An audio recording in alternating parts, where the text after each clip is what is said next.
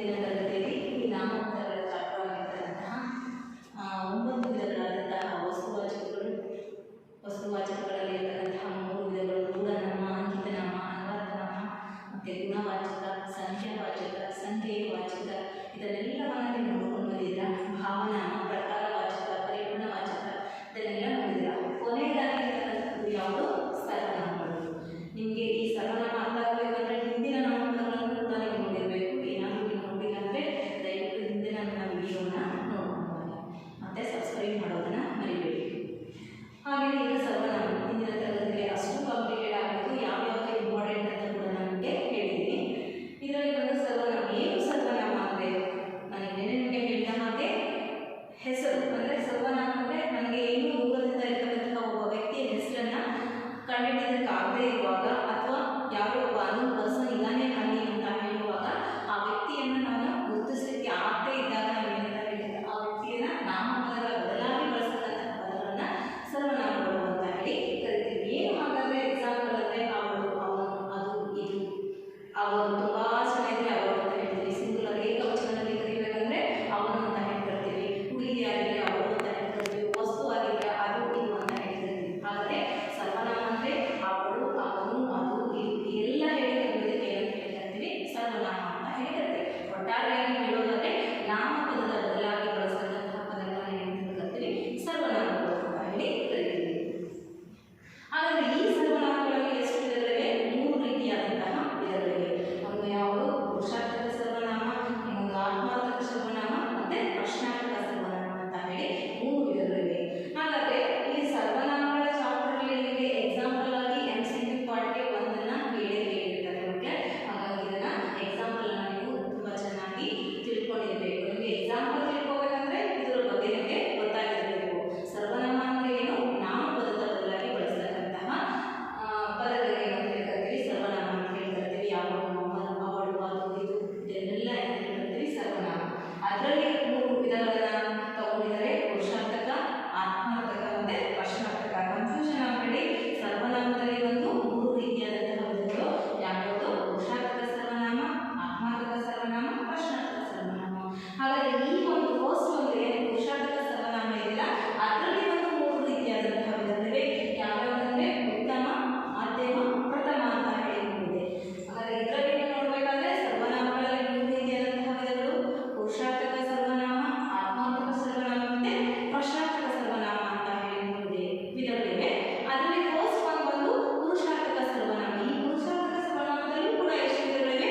3 ವಿಧಗಳಿವೆ. ಉತ್ತಮ ಪುರುಷ, ಮಧ್ಯಮ ಪುರುಷ, ಪ್ರಥಮ ಪುರುಷ. ಯಾವುದೇ ನಿಮ್ಮ 10th ಬೋರ್ಡ್ ಎಕ್ಸಾಮಲ್ಲಿ ಎಷ್ಟು ವಿಧಗಳಿವೆ ಅಂತ ಹೇಳಿ ಯಾರು ಕೇಳುವುದಿಲ್ಲ. ಪ್ರಶ್ನೆ ಬೇಕಾಗಿರೋದು, ನಿಮಗೆ ಆನ್ಸರ್ ಬೇಕಾಗಿರೋದು ಯಾವ್ಯಾವ ಎಕ್ಸಾಂಪಲ್ಸ್ ಏನೇನು ಅಂತ ಹೇಳಿ ಗೊತ್ತಿರಬೇಕು. ನಾನು ನಿಮ್ಗೆ ಯಾವಾಗಲೇ ಹೇಳಿದ ಹಾಗೆ ಈ ಸರ್ವನಾಮದ ಎಕ್ಸಾಂಪಲ್ಸ್ ಏನು ಅಂತ ಹೇಳಿ ಗೊತ್ತಿರಬೇಕು. ಅವರು, ಅವನು, ಅವಳು, ಅದು, ಇದು ಎಲ್ಲವೂ ಏನಾಗುತ್ತೆ?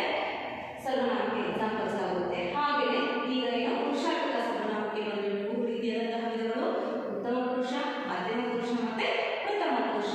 ಹಾಗಾದರೆ ಇದರಲ್ಲಿ ಕೂಡ ಮತ್ತೆ ತಗೊಂಡು ಹೋದರೆ ಮೊದಲಿಗೆ ಯಾವುದು? ಉತ್ತಮ ಪುರುಷವನ್ನು ನೋಡಿಕೊಳ್ಳೋಣ. ಮಾತನಾಡುವ ವ್ಯಕ್ತಿ ತನ್ನನ್ನು ನಿರ್ದೇಶಿಸಿಕೊಳ್ಳುವ ಸರ್ವನಾಮಗಳನ್ನು ಉತ್ತಮ ಪುರುಷ ಅಂತ ಹೇಳಿ, ತನ್ನನ್ನು ತಾನು ನಿರ್ದೇಶಿಸಿಕೊಳ್ಳೋದಕ್ಕೆ ಏನಂತ ಹೇಳ್ಕೊಳ್ತೀವಿ? ಉತ್ತಮ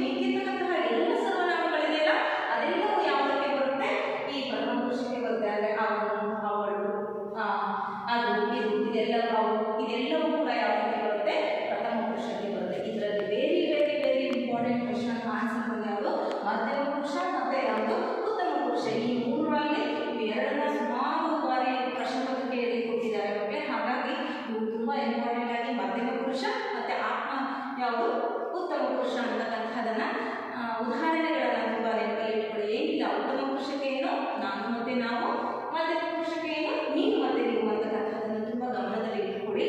ಹಾಗೆ ಪ್ರಥಮ ಪುರುಷವನ್ನು ಕೇಳಿದರೆ ಬೈ ಚಾನ್ಸ್ ಕೇಳಿದರೆ ಅವರು, ಅವನು, ಅವಳು, ಅದು, ಇದು ಅಂತಕ್ಕಂಥದ್ದು ಯಾವುದಕ್ಕಾಗುತ್ತೆ ಪ್ರಥಮ ಪುರುಷಕ್ಕೆ. ಹಾಗಾದರೆ ಯಾವುದರ ಪಾಠ ಆಯ್ತು? ಇದು ಬಂದು ಮೊದಲನೇ ಪಾಠ. ಯಾವುದು? ಪುರುಷಾರ್ಥಕ ಸರ್ವನಾಮದ ಪಾಠ ಆಯ್ತು. ಈಗ ಕಂಪ್ಲೀಟೆಡ್ ಆಯ್ತು. ಯಾಕಂದ್ರೆ ಸರ್ವನಾಮದಲ್ಲಿ 3 ವಿಧಗಳಿವೆ. ಯಾವುದು? ಪುರುಷಾರ್ಥಕ ಸರ್ವನಾಮ, ಆತ್ಮಾರ್ಥಕ ಸರ್ವನಾಮ, ಪ್ರಶ್ನಾರ್ಥಕ ಸರ್ವನಾಮಗಳಿವೆ. ಅದರಲ್ಲಿ ಒಂದು ಮೊದಲನೇ ಪಾಠ ಯಾವುದು? ಪುರುಷಾರ್ಥಕ ಸರ್ವನಾಮ. ಆ ಪಾಠ ಏನಿದೆ 3 ವಿಧಗಳಿವೆ. ಹಾಗಾದ್ರೆ ಅವು ಯಾವುವು? ಉತ್ತಮ ಪುರುಷ, ಮಧ್ಯಮ ಪುರುಷ, ಪ್ರಥಮ ಪುರುಷ. ಉತ್ತಮ ಪುರುಷಕ್ಕೆ ಏನು ಎಕ್ಸಾಂಪಲ್? ನಾನು ಮತ್ತೆ ನಾವು. ಹಾಗಾದ್ರೆ ನೆಕ್ಸ್ಟ್ ಒಂದು ಮಧ್ಯಮ ಪುರುಷಕ್ಕೆ ಏನು ಎಕ್ಸಾಂಪಲ್? ನೀನು ಮತ್ತೆ ನೀವು. ಪ್ರಥಮ ಪುರುಷಕ್ಕೆ ಏನು ಎಕ್ಸಾಂಪಲ್? ಅವರು, ಅವನು, ಅವಳು ಅಂತಕ್ಕಂಥದ್ದು, ಅದು, ಇದು ಅಂತಕ್ಕಂಥದ್ದು ಯಾವುದಕ್ಕೆ? ಇದಕ್ಕೆ ಎಕ್ಸಾಂಪಲ್. ಹಾಗಾದ್ರೆ ಇದು ಪೂರ್ತಿಯಾಗಿ 3 ವಿಭಾಗ ಯಾವುದದು? ಪುರುಷಾರ್ಥಕ ಸರ್ವನಾಮದ್ದು. ಹಾಗಾದ್ರೆ ಸರ್ವನಾಮದಲ್ಲಿ 2ನೇ ಭಾಗ ಯಾವುದು? ಆತ್ಮಾರ್ಥಕ ಸರ್ವನಾಮ. ಸೆಕೆಂಡ್ ಒಂದು ಯಾವುದು? ಆತ್ಮಾರ್ಥಕ ಸರ್ವನಾಮ. ಇದು ಕೂಡ ವೆರಿ ವೆರಿ ಇಂಪಾರ್ಟೆಂಟ್ ಕ್ವೆಶ್ಚನ್. ಮಾತನಾಡುವವನು ತನ್ನನ್ನು ಹಾಗೂ ಇತರರನ್ನು ಗೌರವ ಸೂಚಕವಾಗಿ ಹೇಳ್ತಕ್ಕಂಥದ್ದು, ಪ್ರಶಂಸೆಯಾಗಿ ಹೇಳ್ತಕ್ಕಂಥದ್ದು. ಯಾವ ವ್ಯಕ್ತಿ ಮಾತನಾಡ್ತಾ ಇದ್ದಾನೆ ಇನ್ನೊಬ್ಬ ವ್ಯಕ್ತಿಯ ಜೊತೆಗೆ, ಅವನೇನು ತನ್ನನ್ನು ತಾನು ಗೌರವದಲ್ಲಿ ಇಟ್ಕೊಂಡು ಇನ್ನೊಬ್ಬ ವ್ಯಕ್ತಿಯನ್ನು ಏನ್ ಮಾಡ್ತಕ್ಕಂಥದ್ದು? ಗೌರವಿಸುವಂತಹದ್ದು. ಅದಕ್ಕೆ ಏನಂತ ಹೇಳ್ಕೊಳ್ತೀವಿ? ಆತ್ಮಾರ್ಥಕ ಸರ್ವನಾಮ. ಆತ್ಮ ನಮ್ಮ ಒಳಗಡೆ ನಾವು ಹೇಗಿದ್ದೀವಿ ಮತ್ತೆ ಎದುರಾಳಿ ವ್ಯಕ್ತಿಯ ಜೊತೆ ನಾವು ಹೇಗೆ ಮಾತಾಡ್ತಾ ಇದ್ವಿ, ಎರಡೂ ಕೂಡ ಏನಾಗುತ್ತೆ? ಗೌರವವನ್ನು ಕೊಟ್ಟು ತಗೊಂಡಿರುವಾಗ ಅದು ಯಾವುದಕ್ಕೆ ಎಕ್ಸಾಂಪಲ್? ಆತ್ಮಾರ್ಥಕ ಸರ್ವನಾಮ ಅಂತ ಹೇಳ್ತೀವಿ. ಹಾಗಾದ್ರೆ ಯಾವುದು ಎಕ್ಸಾಂಪಲ್? ತಾನು, ತಾವು, ತನ್ನ, ತಮ್ಮ ಅಂತಕ್ಕಂಥದ್ದು. ಹಾಗಾದ್ರೆ ಆತ್ಮಾರ್ಥಕ ಸರ್ವನಾಮದ ಉದಾಹರಣೆಗಳನ್ನು ಏನು ಮಾಡಬೇಕು? ನೀವು ತುಂಬ ಗಮನದಲ್ಲಿ ಇಟ್ಕೋಬೇಕು. ತಾನು, ತಾವು, ತನ್ನ, ತಮ್ಮ ಅಂತಕ್ಕಂಥದ್ದು. ಇದು ಕೂಡ ಸುಮಾರು ಬಾರಿ ಆತ್ಮಾರ್ಥಕ ಸರ್ವನಾಮದ ಉದಾಹರಣೆಗಳು ಯಾವುವು ಅಂತ ಕೇಳ್ತಾರೆ. ಹೇಗೆ ಕೇಳ್ತಾರೆ? ಹಾಗಾದ್ರೆ ಎಕ್ಸಾಮ್ ಪರೀಕ್ಷೆ ಪತ್ರಿಕೆಯಲ್ಲಿ ಹೇಗಿರುತ್ತೆ ನಿಮ್ಮ ಕ್ವಶನ್? ಆತ್ಮಾರ್ಥಕ ಸರ್ವನಾಮಕ್ಕೆ ಉದಾಹರಣೆ ಇದು ಅಂತ ಹೇಳಿಕೊಟ್ಟು ಅ ಬಂದು ಏನಂತ ಹೇಳಿಕೊಡ್ತಾರೆ? ನಾನು ಅಂತ ಹೇಳಿಕೊಡ್ತಾರೆ. ಆ ಬಂದು ನೀನು ಅಂತ ಹೇಳಿಕೊಡ್ತಾರೆ. ಈ ಬಂದು ನಾವು ಅಂತ ಹೇಳಿಕೊಡ್ತಾರೆ. ನೆಕ್ಸ್ಟ್ ಈ ಬಂದು ಏನಂತ ಹೇಳಿಕೊಡ್ತಾರೆ? ತಾವು ಅಂತ ಹೇಳಿಕೊಡ್ತಾರೆ. ಹಾಗಾದ್ರೆ ಇದರಲ್ಲಿ ಯಾವುದು ಅನ್ನೋದನ್ನ ನೀವು ಐಡೆಂಟಿಫೈ ಮಾಡುವಾಗ ಎಲ್ಲವೂ ಮಿಕ್ಸ್ ಆದಾಗ ನಿಮಗೆ ಸ್ವಲ್ಪ ಕ್ಲಿಷ್ಟ ಅಂತ ಹೇಳಿ ಅನಿಸ್ಬೋದು. ಹಾಗಾಗಿ ನೀವು ತರೋಲಿ ಇದರ ಎಕ್ಸಾಂಪಲ್ಸ್ ಅನ್ನ, ಇದರ ಡೆಫಿನೇಷನ್ಗಿಂತ ಇದರ ಎಕ್ಸಾಂಪಲ್ ಕಡೆಗೆ ನಿಮ್ಮ ಗಮನ ತುಂಬ ಇರಬೇಕು. ಹಾಗಾದ್ರೆ ಆತ್ಮಾರ್ಥಕ ಸರ್ವನಾಮದ ಎಕ್ಸಾಂಪಲ್ಸ್ ಏನು? ತಾನು, ತಾವು, ತನ್ನ, ತಮ್ಮ ಅಂತಕ್ಕಂಥದ್ದು. ನೆಕ್ಸ್ಟ್ ಲಾಸ್ಟ್ ಕೊನೆಯದಾಗಿ ಯಾವುದರ ಕೊನೆಯದು? ಪುರುಷಾರ್ಥಕ ಸರ್ವನಾಮ ಕಂಪ್ಲೀಟ್ ಆಯಿತು, ಆತ್ಮಾರ್ಥಕ ಸರ್ವನಾಮ ಕಂಪ್ಲೀಟ್ ಆಯಿತು. ನೆಕ್ಸ್ಟ್ ಕೊನೆಯದಾಗಿ ಪ್ರಶ್ನಾರ್ಥಕ ಸರ್ವನಾಮ. ನಿಮ್ಗೆಲ್ಲ ಮಕ್ಕಳೇ ಪ್ರಶ್ನಾರ್ಥಕ ಅಂದ್ರೆ ಗೊತ್ತಿರುತ್ತೆ. ಕ್ವೆಶ್ಚನ್ ಯಾರು, ಏನು, ಯಾವುದು, ಯಾವಾಗ, ಎಲ್ಲಿ, ಹೇಗೆ, ಇದೆಲ್ಲವೂ ಯಾವುದಕ್ಕಾಗುತ್ತೆ? ಪ್ರಶ್ನಾರ್ಥಕಕ್ಕಾಗುತ್ತೆ. ಯಾವುದು ಪ್ರಶ್ನೆಯನ್ನ ಕೂಡಿರ್ತಕ್ಕಂತಹ ಸರ್ವನಾಮ ಆಗಿರುತ್ತೋ ಅದನ್ನ ಏನಂತ ಹೇಳ್ತೀವಿ? ಪ್ರಶ್ನಾರ್ಥಕ ಸರ್ವನಾಮ ಅಂತ ಹೇಳ್ತೀವಿ. ಅದಕ್ಕೆ ಎಕ್ಸಾಂಪಲ್ ಯಾವುದು, ಯಾರು, ಯಾವಾಗ, ಎಲ್ಲಿ, ಯಾವುದು ಬೇಕಾದರೂ ಈ ಕ್ವಶನ್ ಅನ್ನ ತಗೋಬಹುದು. ಇಂಗ್ಲಿಷಲ್ಲಿ ಹೇಗೆ ನೀವು ಹೂ ಅಂತ ಹೇಳಿ ತಗೊಳ್ತೀರಲ್ಲ, ಹಾಗೆ ಕನ್ನಡದಲ್ಲಿ ಕೂಡ ಯಾರು, ಏನು, ಹೇಗೆ, ಎತ್ತ ಅಂತಕ್ಕಂತಹ ಎಲ್ಲ ಪ್ರಶ್ನೆಗಳಿಗೆ ಉದಾಹರಣೆ ಆಗುತ್ತೆ. ಹಾಗಾದ್ರೆ ಈ ತರಹ ಬರಲಿಕ್ಕೆ ಕನ್ಫ್ಯೂಷನ್ ಆಗೋದಿಲ್ಲ. ಯಾಕಂದ್ರೆ ಕ್ವೆಶ್ಚನ್ ಕೇಳ್ತಕ್ಕಂಥದ್ದು ಯಾರು, ಏನು, ಯಾವಾಗ, ಎಲ್ಲಿ, ಹೇಗೆ ಅಂತಕ್ಕಂಥದ್ದು ಕ್ವೆಶ್ಚನ್ ಬರೋದು. ಹಾಗಾಗಿ ಈಸಿಯಾಗಿ ನೆನಪಿಟ್ಕೊಂಡ್ಬಿಡ್ತೀರಾ ಪ್ರಶ್ನಾರ್ಥಕ ಸರ್ವನಾಮ. ಸ್ವಲ್ಪ ನೀವು ಗಮನದಲ್ಲಿ ಇಟ್ಕೋಬೇಕು. ಆತ್ಮಾರ್ಥಕ ಸರ್ವನಾಮ ತಾನು, ತಾವು, ತನ್ನ, ತಮ್ಮ ಅಂತಕ್ಕಂಥದ್ದನ್ನ ನೆನಪಿಟ್ಕೋಬೇಕು. ಅದೇ ರೀತಿಯಲ್ಲಿ ಯಾವುದು? ಪುರುಷಾರ್ಥಕ ಸರ್ವನಾಮದಲ್ಲಿ 3 ವಿಧಗಳಾದಂತಹ ವೆರಿ ವೆರಿ ಇಂಪಾರ್ಟೆಂಟ್ ಯಾವುದು? ಉತ್ತಮ ಪುರುಷ ಮತ್ತೆ ಮಧ್ಯಮ ಪುರುಷ. ಉತ್ತಮ ಪುರುಷಕ್ಕೆ ನಾನು ಮತ್ತೆ ನಾವು, ಮಧ್ಯಮ ಪುರುಷಕ್ಕೆ ನೀನು ಮತ್ತೆ ನೀವು ಅಂತಕ್ಕಂಥದ್ದು. ಕೊನೆಯದಾಗಿ ಪ್ರಥಮ ಪುರುಷಕ್ಕೆ ಅವರು, ಅವನು, ಅವಳು, ಅದು, ಇದು ಅಂತ ಹೇಳ್ಬಿಟ್ಟು ಈ ದಿನದ ತರಗತಿಯಲ್ಲಿ ನಿಮಗೆಲ್ಲರಿಗೂ ನಾಮಪದಗಳ ಚಾಪ್ಟರ್ ಕಂಪ್ಲೀಟೆಡ್ ಆಗಿ ನಾನು ಹೇಳಿದ್ದೀನಿ. ನೀವು ಯಾರಾದರೂ ನೋಡದೇ ಇದ್ದರೆ ಹಿಂದಿನ ತರಗತಿಯ ಕ್ಲಾಸ್ಗಳನ್ನು ನೀವು ಅಬ್ಸರ್ವ್ ಮಾಡಬೇಕು. ಆವಾಗ ಮುಂದಿನ ಕ್ಲಾಸ್ ನಿಮಗೆ ಕಂಪ್ಲೀಟೆಡ್ ಆಗಿ ಅರ್ಥ ಆಗುತ್ತೆ. ಇದರಲ್ಲಿ ಏನಿಲ್ಲ ಅಂದರೂ ನಾನು ಮಾಡಿರ್ತಕ್ಕಂತಹ ನಿನ್ನೆ ಮೊದಲಿಂದ ಮಾಡಿರ್ತಕ್ಕಂತಹ ವಿಡಿಯೋದಲ್ಲಿ ಏನಿಲ್ಲ ಅಂದ್ರೂ 3 ರಿಂದ 4